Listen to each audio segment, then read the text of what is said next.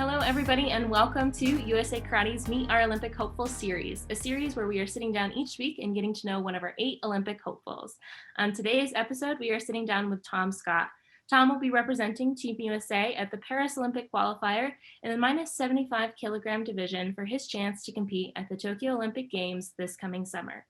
Tom is an extremely decorated competitor as a 6-time Pan American champion, 15-time USA National Champion, 10-time USA Open Champion, 2-time Pan American Games gold medalist, and has taken home a total of 18 medals from K1 events throughout his career. He is currently ranked 6th in the WKF rankings and Tokyo 2020 rankings. Tom trains in Plano, Texas, alongside fellow Olympic hopefuls Brian Hilliard and Brian where they train with coach Brody Burns. Welcome, Tom. Thank you so much for being here today. Thank you. My pleasure.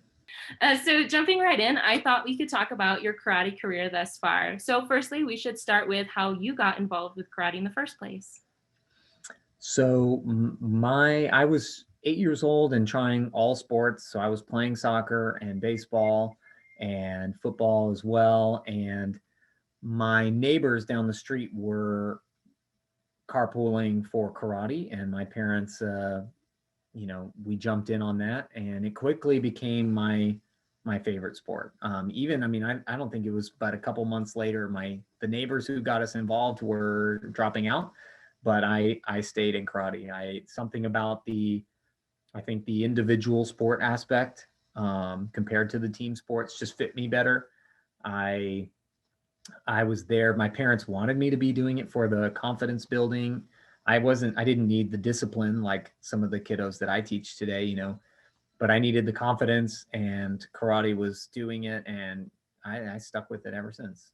Mm-hmm. Did you know initially that karate was something that you wanted to stay with, or did you have a brief period where you're like, I'm not sure if this is long-term? Oh, for sure. I think, and that's the funny thing about karate too, is that it's a lifetime sport, where any other sports you can pick up for a season, quit, and be happy with it or content. But, karate is always something that there's always another level, and it's something you can do your entire life. And so when you drag, karate through high school, college, jobs, everything, other sports as a kid, there's highs and lows, and there were for sure lows, but I think that was part of what the sport itself helped keep me in it. So when the karate training and my progression and rank and my curriculum I was feeling stale, it was the competitions that fired me up and wanted me to keep going. And then, years later, vice versa, even when the competitions were tough and, maybe not fun some days, being a black belt or being a teacher, came in for the rescue and kept me in it always. So there's always been different hats in karate that I wear that have inspired me or kept me going. And you're a Kumite athlete. Have you always been drawn to Kumite, or was there a point in time where you were considering focusing on kata? There was never a time where I was going to focus on kata, but I have focused on kata my entire life, right? So we try very hard not to be the, sport only karate person. And so again, I've been training, and it's longer than I've been doing the sport. I've been training to, progress as a karateka and as a instructor and, as a student. So, when the pads are off, we work very hard on our kata and on our, on my curriculum. I have class tonight, at 7:00, and Sensei Burns expects me to be in that class, and I need to gear up for it and psych myself up for it, totally aside from my sport. I've got a hard, karate class lined up for tonight. And so, yeah, I do kata, but it may not compete with some of these other guys.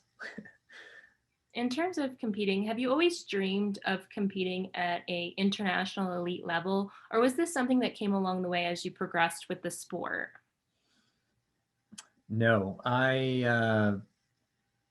actually both. And it really is an incredible, story for Sensei Burns and I think when we look at it, like when I started, when I was 8, it was a small school, 50 or 60 students behind, behind a corner in a office area, kind of a small area, small school.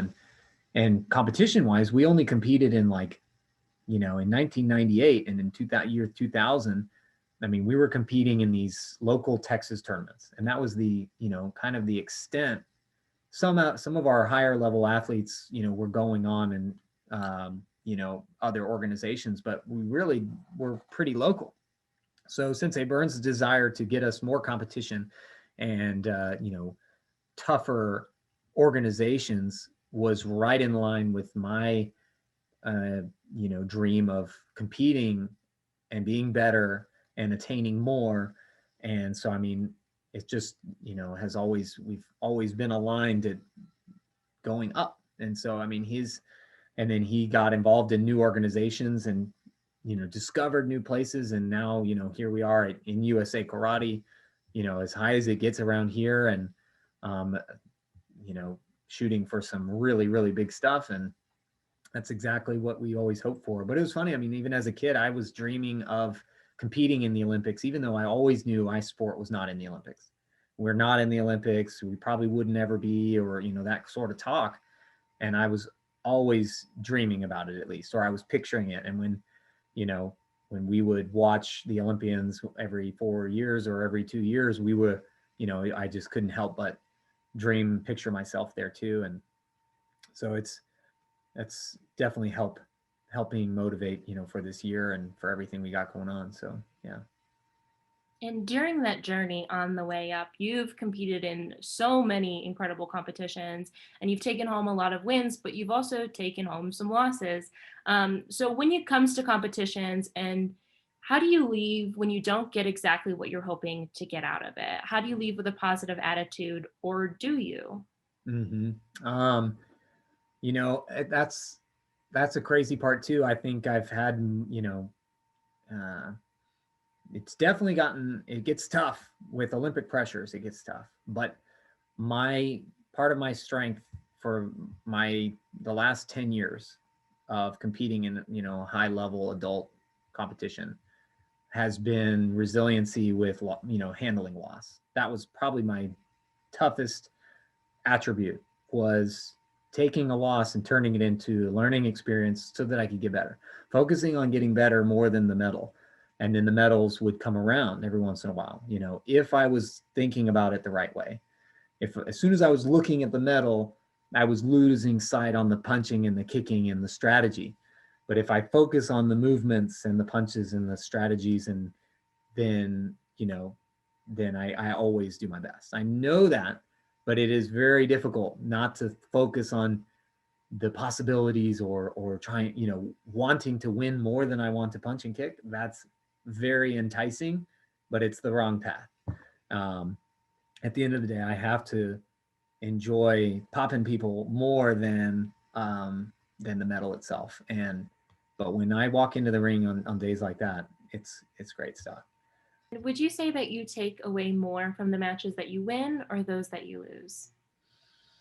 Of course, the ones that we lose, right? I mean, it's just, again, that feeling is very addicting.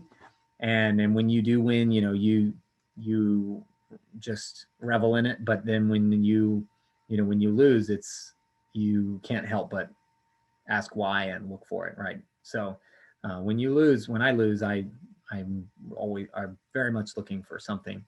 And I can, the other thing too is I did a good job documenting, for over 10 years, my lessons.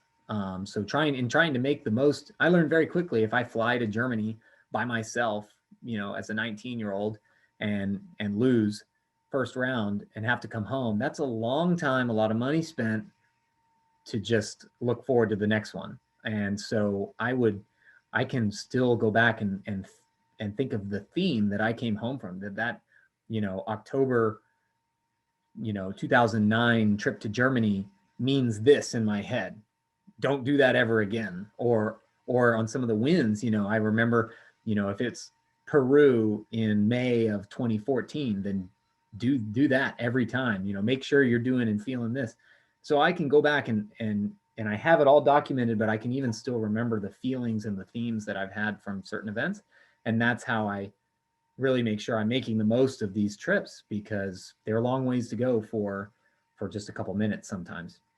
And you definitely want to try and not do that every time. So yeah, I I'm think curious if you have any competitions that stick out to you as very pivotal in your career that you're like, I learned this at this event and I've taken it with me until now. sure. Oh yeah. I mean, one would be my first Pan Am Games, and that was in Guadalajara in 2011. And I'm, just feeling great, and I'm winning, and I go to the finals. I'm going to the finals, and I'm going up against the guy I've beaten twice this year already. Two times. I've beaten him two times this year, at Pan Americans and at the US Open. This is great. And I would take those conditions anytime. But I learned humbly that even if you've beaten that guy twice that year, it doesn't matter then. It matters this time. I lost that match, and was super painful. And I vow never to underestimate somebody because I'd already beaten them. So there's definitely lessons like that. And I've had the opposite.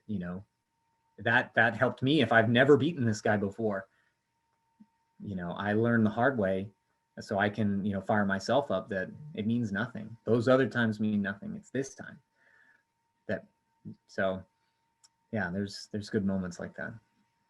And before we move on, I want to circle back around to you as an instructor, something that you've touched on a little bit so far. As an instructor, what do you feel you learn about karate that you don't when you're in the competitor's shoes? And what have you truly valued as an instructor? I think something that I see that, especially as high level athletes, and all of us struggle with such high expectations sometimes, in ourselves and in what we should be achieving and things. And when I'm an instructor, I get to see, kids who are happy to see you, happy to be there, happy to be doing the bare bones, the introductory things in karate, are fun and exciting. And and so it helps me lower my not my standards of expectations, but helps me appreciate um, the more simple, finer things, and also, and then really appreciate anything grandiose or amazing, or um, you know so my students humble me, right? They keep me grounded, and they keep me, um, I think, just in a very, with good perspective, right? Even if I come home with some great medal and I'm feeling all proud, and I'll show that to the kids in the class, and they would be like, okay, that's great. Now what game are we going to start off with today? And you have to suck that up, and it's just wonderful. So I think that's a big part of teaching, that helps me.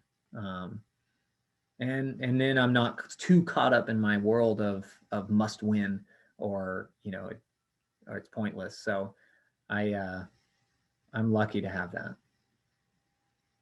Great. And so moving right along, we wanted to talk with all of our athletes specifically about COVID-19 and the effect that it's had on everyone and their training. So how were you personally impacted by COVID-19, and what changes, if any, did you have to make in order to be successful this past year? Um, I would say that I'm lucky in that, in the area that I'm in, and as far as North Texas got hit, um, you know, with our restrictions, and with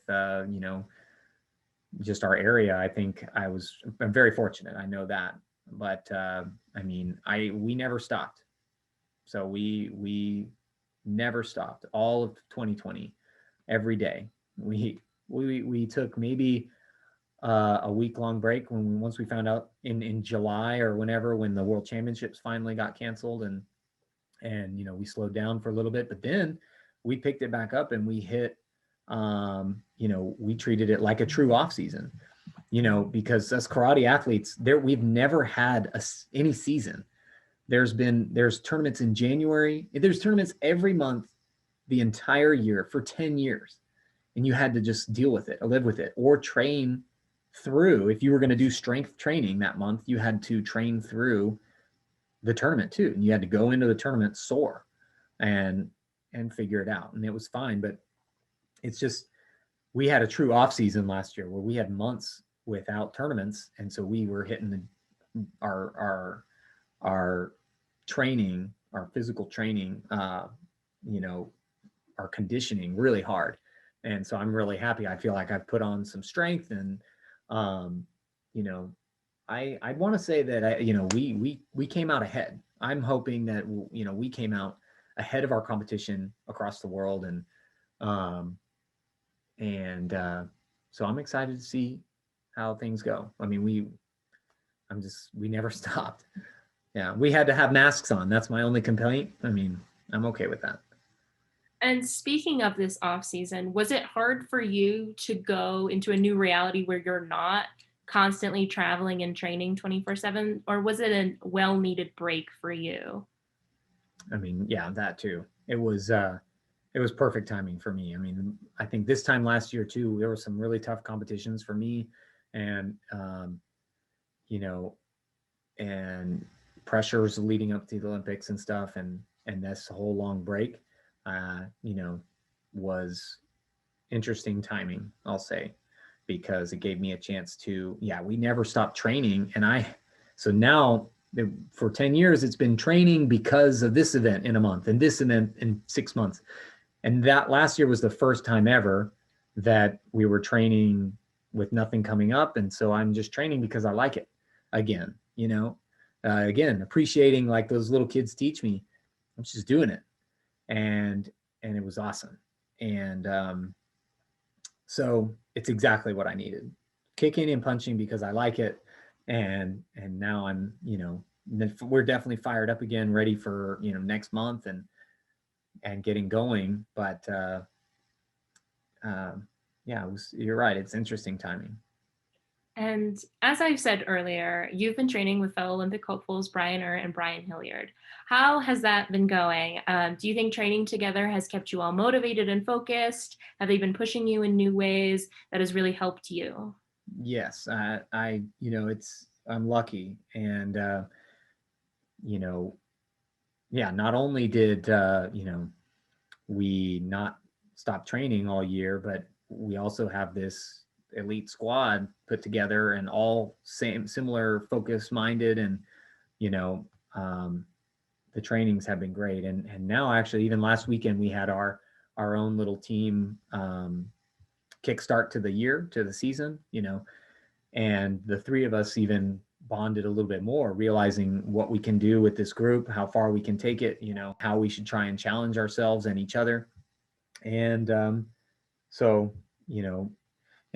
we even made some points that, last year's training was great, all three of us, but we had some ideas, just this last weekend and leading in that it's the exact same spot where we were last year, and we get to do it again, so we get to reapproach the Olympics, the K1s, all this stuff with even an additional, couple of thoughts that we have. And so we are getting better and learning from each other and challenging each other for sure.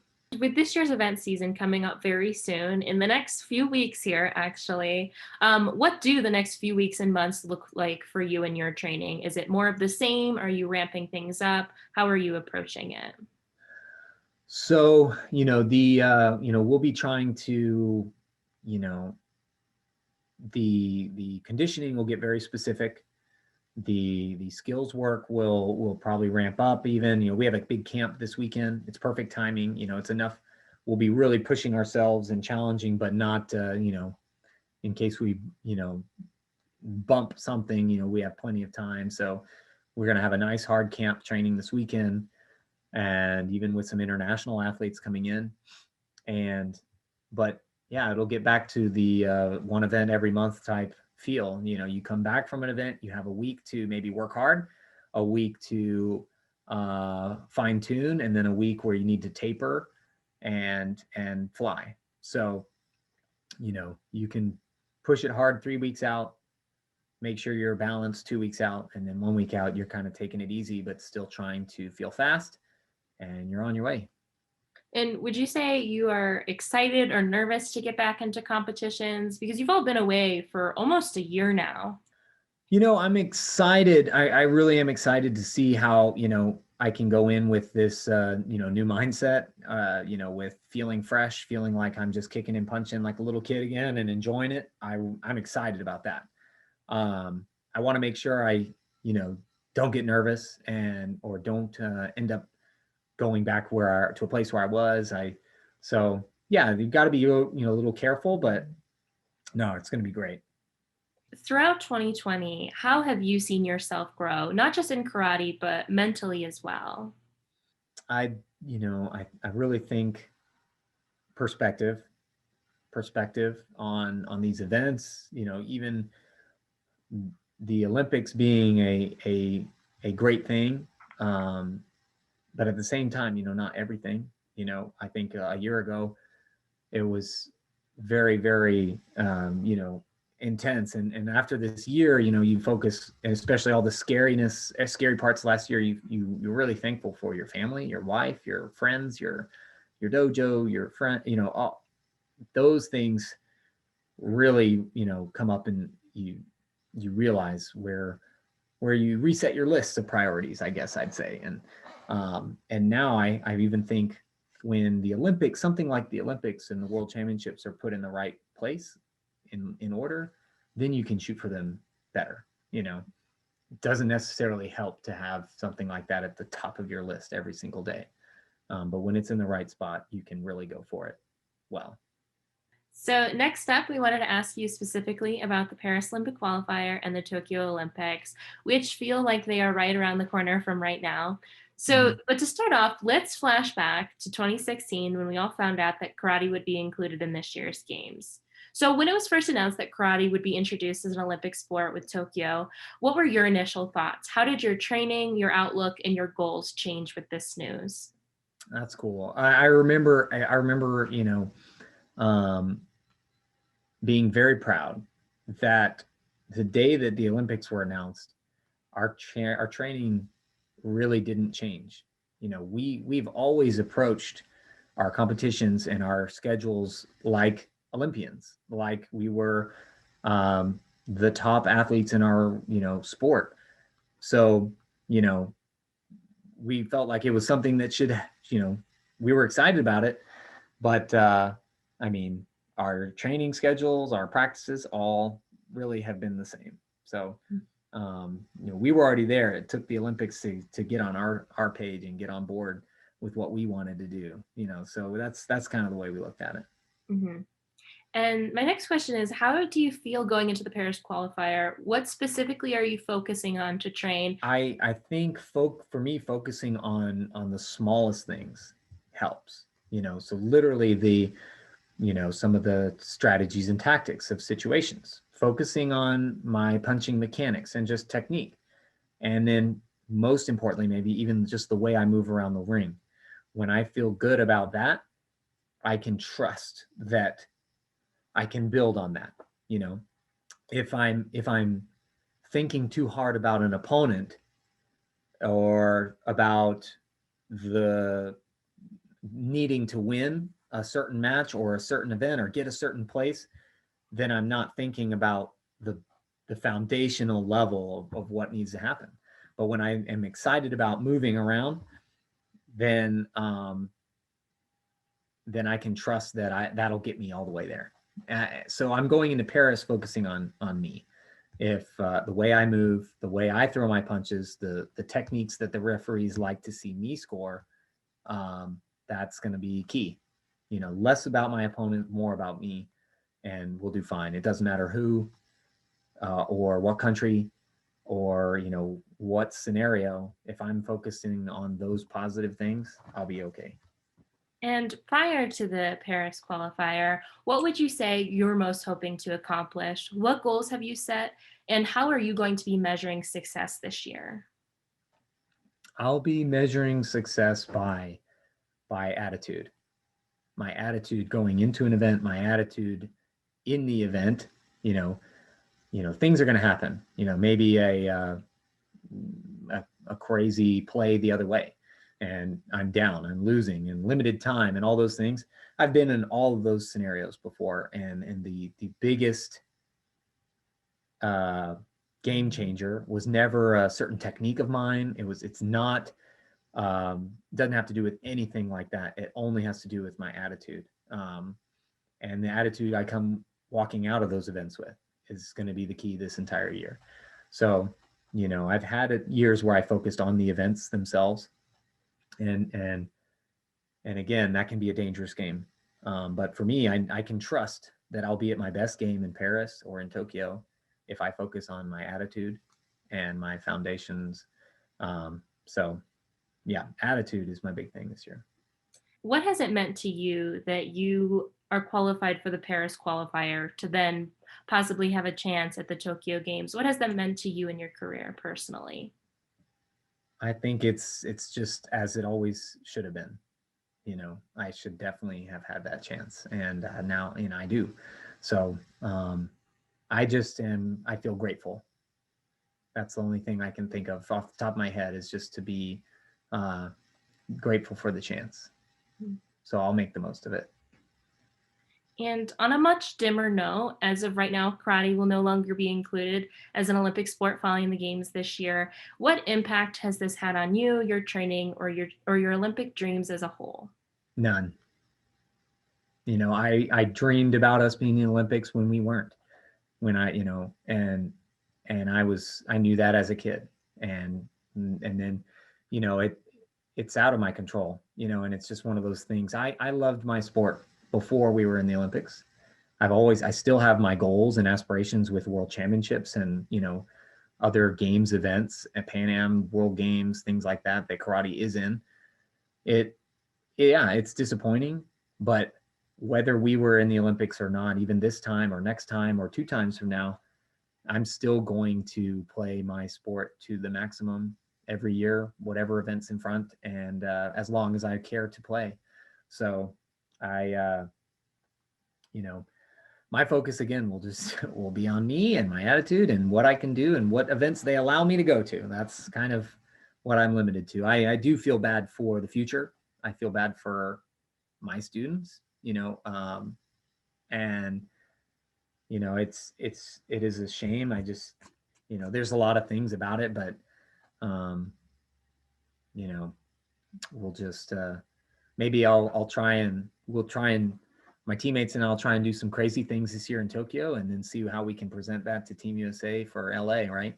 Maybe something crazy can happen. And lastly, before we move on from this topic, what are you hoping that those who will be tuning in to karate at this year's games, who may not be familiar with karate as a sport, what are you hoping that they take away from it? Well, I think one of the most unique things about our sport is, the respect that's built in to the sport and to the activity itself. That it's a lifetime, you know, activity.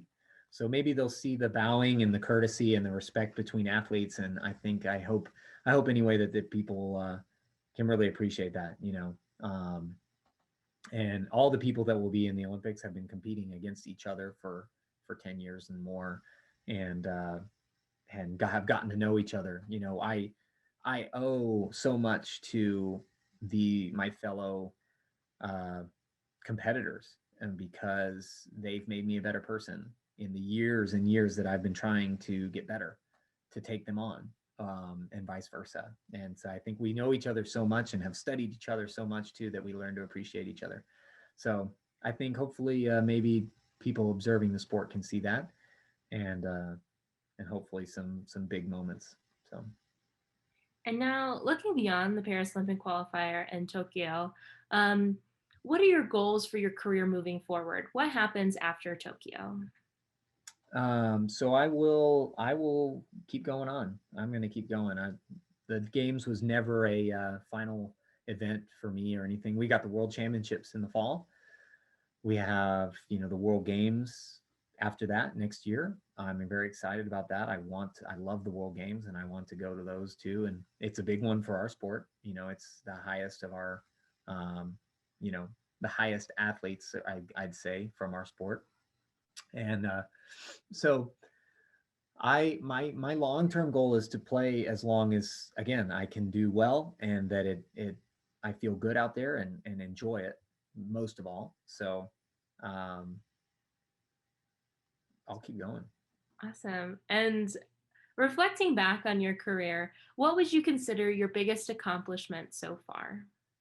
Mm. I mean,